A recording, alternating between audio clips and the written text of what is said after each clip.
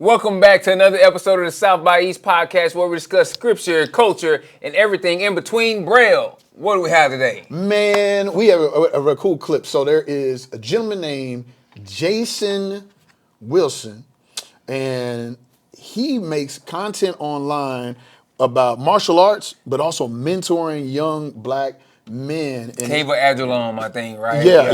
And he has some real good stuff. So today we're gonna look at a clip from him talking about manhood. This really stood out to me, the way he painted this, and it goes against, I think, a lie that we've bought into in the culture over the years. Let's check this out. Powerful yesterday at the Mental Wealth Expo when Maxwell asked you, what's the definition of a man? How do you define a man? Yeah, you can't define it. Once you allow yourself to be defined, you can't be anything and everything you have to be at any given moment. That's the goal of a man. That's comprehensive man. And that's the key, man. If you only feel as a man that you're only a protector and provider, are you going to be there for your family? How can you have a relationship with your wife and you can only manifest 2 attributes? Damn. You're extremely limited. A friend of mine compared it to that crayon boxes, the ones of 8 and the ones of 64. As men, we take out 3 crayons out the one of 8, and we say we're gonna stay in that area because it feels comfortable, it's safe. Man. But the Most High created us to exude all 64 and even more. Man.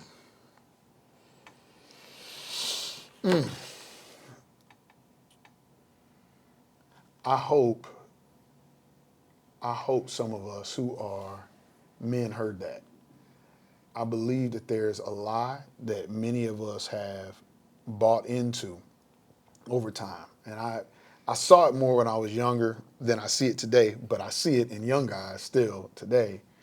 This idea that those 3 colors are not only the best, but they're the only ones that we even should use. And I see a lot of guys cutting themselves off at the knees, trying to figure out, how do I paint a holistic picture for me, my family, and my community with only 3 colors? I think something is so liberating about what he said. There's a challenge in here too, but I think there's also a liberation in realizing the limitations that I'm coming up against with these 3 colors aren't because I need to be better at these 3 colors. It's because I need to expand my palette, and it's in me to expand my palette. And I've been restricting myself to these 3 colors. I think there's a freedom to be found in allowing ourselves to be who God made us to be. That's good, Braille. A couple thoughts. One, Jason's organization, I believe, if I remember right, is the Cave of Adullam. And it's one of these moments in scripture that is so special to me. Just the story, it's the place where when David was on the run and he went into the wilderness initially, this is the place he ran to. And then it said that all the guys in town that were like the criminal, that was just like dejected, this is where they all went to first. They met David at this place. And if you keep following the story, these same guys who were the rejects became known as David's mighty men. But they needed a place to go and develop. Yeah, they needed a place. And man, there's this thing of when we're in elementary, they give you that school supply list, and there's very few items on there. One of them is you don't get. I used to look with very envious eyes at my oldest siblings that had the crayons, that had the crayon sharpener on the back with the big box. Yeah. Because when I was younger than them, my crayon list would be like 4 colors, right? And many of us as men, even we don't master all even 4 colors, and it's the big grip, it's the thick crayons, right. and so we get those 3, and pretty much everything is that color, man. Yep, that's all you got. And here's the deal: And that crayon box is really just the primary colors. They start you on purpose with the primary colors because you're still learning how to mix the different colors and what they turn into. And part of the thing that's disparaging in there is that in that group of primary colors, if you're a young African American boy, you can't even color yourself. You don't even know how to color yourself. So why do I say I'm black? My kids ask me this, Daddy, why do we say we black when we're really brown? I used to ask the same question. And so you start having trouble from the beginning Right. of how to define yourself. Right. And so you start searching and you use what you got. And when you lock into that, it's hard for you to break those initial concepts of who you are, what you're capable of, what tools you have at your disposal. And so although every year the school asks of you a different set of school supplies that increase, you go back to comfort of what you started at. Ooh, you're doing something right now. You move from using the thick crayons to the fine tip crayons, and even though the tools that you're using, you're able to do more with, you're still missing a part of the tool set because there's comfort in how you've already been defined and locked in. Right. Right. And really at that point, the older teachers are not saying and seeing it as their role to teach you more about the color palette because you should have learned about how the colors combine at a younger age, but you only had certain things available to you as you was on that journey. Yeah. And so no one really takes the time often, unless you get into art, which very few people do, to really expand your horizons about how all the colors and different things really mix together and what's really available and possible. You get excited a little bit when you see the peach in there, when you see, because your white friends are not really white. Right. No, they're closer to that color. And so you get excited when you see the brown in there. Right. But then even when you get just the primary brown, you say, well, that's not really my shade of brown. Shade. Right. And so you can't see yourself. Yeah. And you can't see yourself being more, man. And then because we lack places of retreat and development, we often stay stuck, man. Yeah. And so we start seeing our world through those lenses, and we think that we have fulfilled our role in our space in our lives based on what was supposed to be the beginning of the lesson rather than the beginning of a journey. Man, can I get personal for a quick second? Yeah. So, first off, I want to thank you. This space, I believe is God ordained, but that it was your obedience that created, has been that space of development for me. You pointed out to me several times, like, man, I see you doing this over here, but I don't see it applying over here. And what I don't think you always realize is everything you often see me doing out here is actually something I learned in here. It's just I know that space better. So I'm like, oh, if I can do that with these three colors over here, I can make that work. I'm still learning how to use all of the fine tips over here. But earlier today, this being a space of development, part of a space of development is also a space of accountability. Earlier today, you had to lean in on me with something. And I was like, man, okay. And you reminded me of some stuff, and I had to take a drive to go handle some other business. So I had time to reflect. I like to reflect on my drives. And I was thinking, I was like, man, feels like I've grown in this area. And then it's like, every year, it's like the growth that I do is not match what I need in that moment. And then I grow more, but then like my responsibility grows and my growth. And I was like, why am I not seeing always the cumulative effect of my growth?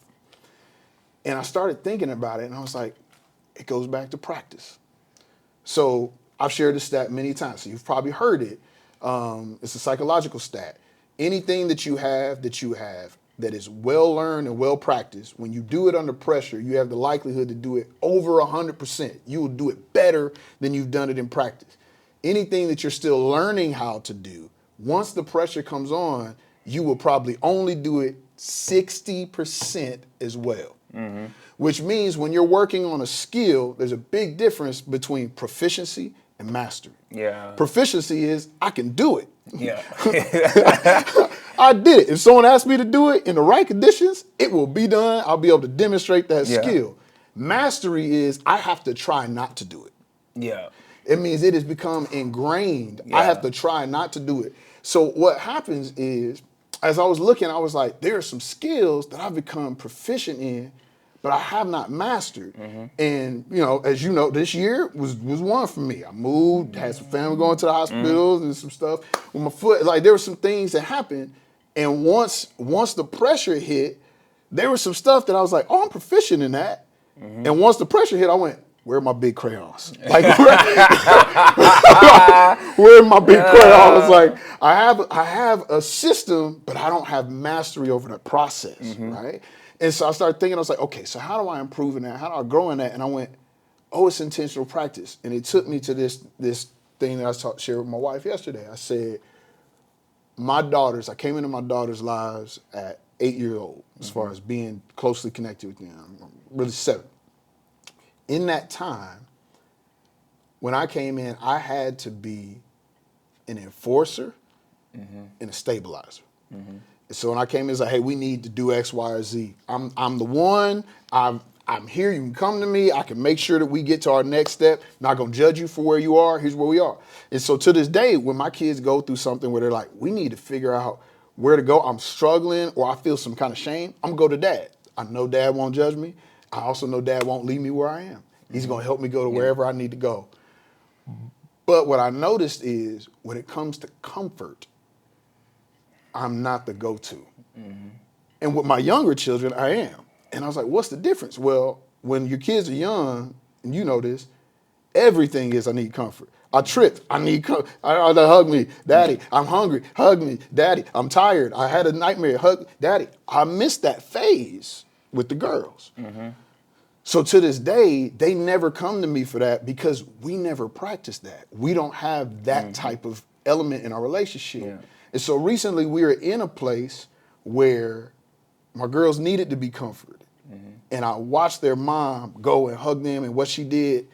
And I was like, that feels totally unnatural to me and would probably feel totally unnatural to them. Yeah. And I was like, but I want that. So I awkwardly went and